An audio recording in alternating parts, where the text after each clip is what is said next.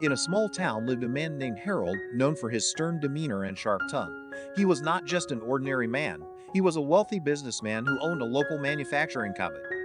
Most of his wealth came from the hard work of his family, who supported him through thick and thin. His father had invested all his savings into Harold's first venture, and his mother had managed the household while Harold was out chasing dreams. But as soon as Harold found comfort in his wealth, something in him shifted.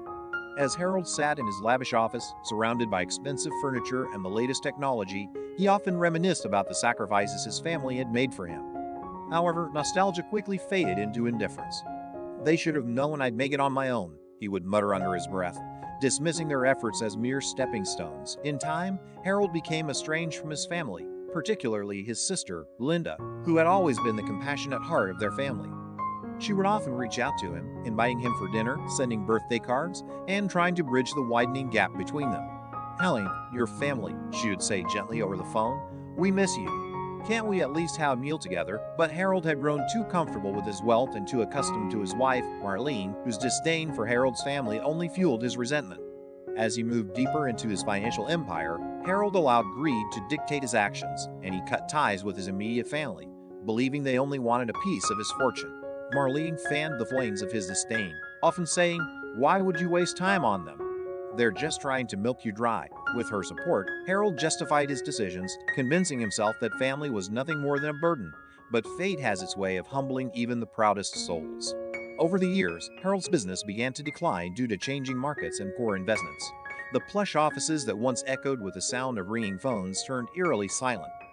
Eventually, he found himself struggling to pay his employees, and the wealth he had so carelessly amassed started slipping through his fingers like sand. One evening, after a long day of worrying about his business, he received an unexpected call from Linda. "Haley," she said softly, "I heard about your company.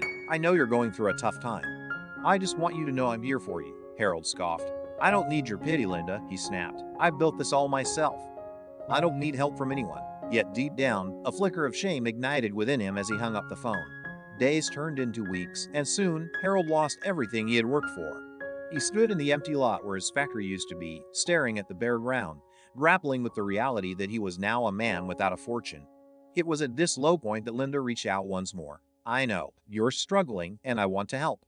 I've been saving some money," she offered, hope threading through her voice. Harold hesitated. "Why would you help me after everything I've done?" he questioned, uncertainty cloaking his heart. Linda replied gently, "Because you're my brother, and family is what matters most, no matter what." It was a simple statement, yet it struck a new journey. Harold made a promise to himself. He would be a better brother, a better man. It was in that moment he realized, much like a wicker tree, that his true strength lay not in his wealth, but in the roots he chose to nurture. In the end, Harold found that cutting ties may offer freedom, but it is the bonds of family that truly set one free.